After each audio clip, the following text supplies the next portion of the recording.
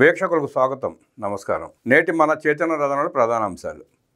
152 ఓట్ల మెజారిటీతో ఉపరాష్ట్రపతిగా ఎన్నికైన సిపి రాధాకృష్ణన్, కూటమి బలపరిచిన అభ్యర్థి సిపి రాధాకృష్ణ గారికి జగన్మోహన్ రెడ్డి పార్టీ కూడా ఓట్లేస్తామని ముందుకొచ్చి సాగిలిపడి ఎలా అభ్యర్థించిందో చూసాం. ఓట్లేస్తామని ప్రచారం చేశారు, కానీ వాళ్ళ నుండి క్రాస్ ఓటింగ్ జరిగిందన్న ప్రచారం ఢిల్లీ వీధిలో జరుగుతూ ఉంది. మేడా మల్లికార్జున రెడ్డి గారు ఖర్గే గారిని కలవటం, ఒక ఓటు ఖాయమైంది అక్కడే. రెండో ఓటు ఎవరో అన్నది ప్రశ్న. రెండో ఓటు, ఈ మధ్య కాలంలో ఓటు వేస్తానని చెప్పి బెయిల్ తీసుకుని వెళ్లిన వ్యక్తే క్రాస్ ఓటింగ్ పాల్పడ్డాడన్న ప్రచారం కూడా ఢిల్లీలో జరుగుతా ఉంది. ఈ ఇద్దరు కాక ఇంకెంతమంది క్రాస్ ఓటింగ్ పాల్పడ్డారు? జగన్మోహన్ రెడ్డి మాట వినే స్థాయిలో ఎంపీలు లేరా? పార్టీ ఏంటి ఎలా అయిపోయింది, పార్టీ పరిస్థితి ఏంటి ఇంతలా దిగజారిపోయింది అన్న చర్చ ఆ వర్గాల్లో, ఆ కార్యకర్తలు జరుగుతూ ఉంది. అంటే గోడ మీద పెళ్లిలాగా రెండు పార్టీలతో సత్సంబంధాలు నడిపే వ్యూహరచనలో జగన్మోహన్ రెడ్డి ఉన్నాడా? రెండు పడవల మీద కాలేస్తే ఏమవుతుందో తెలిసిందే. జగన్మోహన్ రెడ్డి ఒక పక్కనేమో కేంద్ర ప్రభుత్వంతో అంటకాగుతూ బతిమాలుకుంటూ, ఇంకో పక్కన కాంగ్రెస్ తో కూడా తన ఎంపీల ద్వారా రాయబారాలు నడపడాన్ని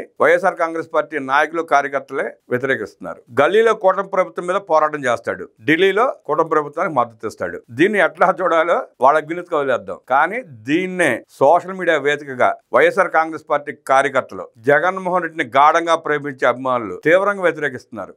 పులి అనుకుంటే పిల్లి కంటే దారుణంగా వ్యవహరిస్తున్న జగన్ రెడ్డి వ్యవహార శైలిని వాళ్ళు ఎలా తిడుతున్నారో కూడా స్పష్టంగా కనపడతానే ఉన్నాయి. మేము ఎప్పుడూ చెప్తానే ఉన్నాం, అది పులి కాదు మచ్చల పిల్లి అని. ఎలివేషన్ ఇచ్చుకోవడం తప్ప జగన్మోహన్ రెడ్డి అంత భయస్థుడు మరి ఏ పార్టీలో ఉండడు, ఎక్కడ కనపడాడు కూడా. చేసేయాలని చేసేసి, చేయాల్సిన కార్యక్రమాలని చేసేసి వెళ్ళి దాక్కుంటాడు. ఎలా అయితే 5 ఏళ్ల పాలనలో రాష్ట్రాన్ని లూటీ చేసి ఎలంకా పారిపోయి ఆ ప్యాలెస్ లో దాక్కుంటున్నాడు, అదే పరిస్థితి జగన్ రెడ్డిది. ఎప్పుడు మధ్యలో ఆ మసి, ఆ చెత్త, ఆ మట్టి అందరికి అంటిస్తాడు. అంటే వీళ్ళందరినీ కడుక్కుంటూ వచ్చి దగ్గరికి వస్తే టైం పడుతుంది కదా, ఈ లోపు ఏదో ఒక ఆలోచన చేసి దోచుకున్న దాంట్లో ఎంతో కొంత ఖర్చు పెట్టి బయటపడిపోతామన్న ఉద్దేశం జగన్మోహన్ రెడ్డిది. కానీ ఐఏఎస్ లో రాజకీయ నాయకులు తెలుసుకోవాల్సింది ఏంటంటే, జగన్మోహన్ రెడ్డి మనల్ని ముంచుతున్నాడు అన్న జ్ఞానం వాళ్ళకి కలగపోవటం ఐఏఎస్లకు ఐపీఎస్లకు అర్థం కావట్లేదు. చక్కగా వాడుకున్నాడు, వాడుకుంటాడు.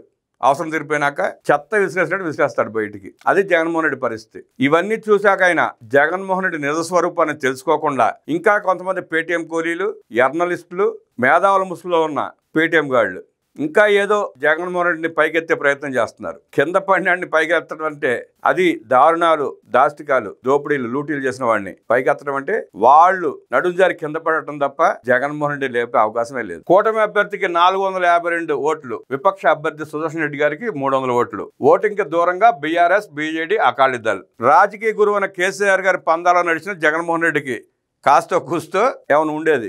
ఎలా అయితే కేసీఆర్ గారు బాయ్కట్ చేశాడో, జగన్ రెడ్డి కూడా బాయ్కట్ చేస్తే మా వాడు మచ్చల పిల్లి కాదు పులి అని చెప్పుకోవడానికి ఆ పీటీఎం గళ్ళకి పాపం అవకాశం ఉండేది. ఆ అవకాశం కూడా లేకుండా చేశాడు జగన్మోహన్ రెడ్డి.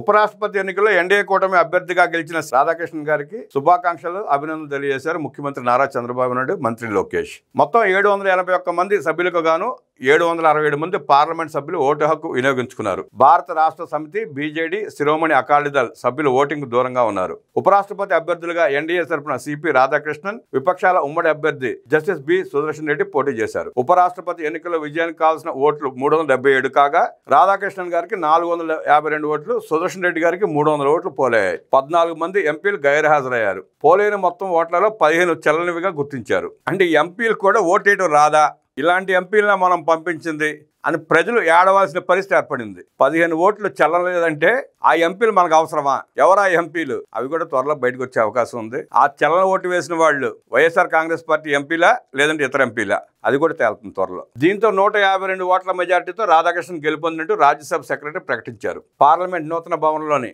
F101 వసతిలో మంగళవారం ఉదయం 10 గంటలకు ప్రారంభమైన పోలింగ్ సాయంత్రం 5 గంటల వరకు కొనసాగింది. సాయంత్రం 6 గంటల నుంచి ఓట్ల లెక్కింపు ప్రక్రియ చేపట్టారు. భారత 17వ ఉపరాష్ట్రపతిగా ఘన విజయం సాధించిన సిపి రాధాకృష్ణన్ పూర్తి పేరు చంద్రపురం పొన్నుస్వామి రాధాకృష్ణన్. 1957 అక్టోబర్ 20న తమిళనాడులోని తిరుపూర్లో ఆయన జన్మించారు. తమిళనాడు నుంచి ఉపరాష్ట్రపతి పీఠం అధిష్ఠించనున్న 3వ వ్యక్తిగా రాధాకృష్ణన్ గుర్తింపు పొందారు. భారత ఉపరాష్ట్రపతిగా ఎన్నికైన సిపి రాధాకృష్ణన్ కు ముఖ్యమంత్రి చంద్రబాబు అభినందనలు తెలిపారు. ఆయన పదవీకాలం విజయవంతంగా పూర్తి చేయాలని ఆశిస్తున్నానన్నారు. పదవీకాలంలో దేశ సేవకు, పురోగతికి తన వంతు సేవ చేస్తారని ఆకాంక్షించారు. ఆయన అపార జ్ఞానం, అనుభవం ప్రజాస్వామ్య విలువలను మరింత బలోపేతం చేస్తాయని సీఎం చంద్రబాబు విశ్వాసం వ్యక్తం చేశారు. భారత ఉపరాష్ట్రపతిగా ఎన్నికైన సిపి రాధాకృష్ణన్కి విద్యా, ఐటీ శాఖల మంత్రి నారా లోకేష్ ఫోన్లో శుభాకాంక్షలు తెలియజేశారు. ఉపరాష్ట్రపతి ఎన్నికల ఓటింగ్ ప్రక్రియ పరిశీలనకు ఢిల్లీ వెళ్లిన మంత్రి లోకేష్ ఫలితం వెలువడిన తర్వాత అమరావతికి తిరుగు పయనమయ్యారు. కూటమి బలపరిచిన ఉపరాష్ట్రపతి అభ్యర్థి ఘన విజయం సాధించిన తర్వాత వారికి శుభాకాంక్షలు తెలియజేసి తిరుగు పయనమయ్యారు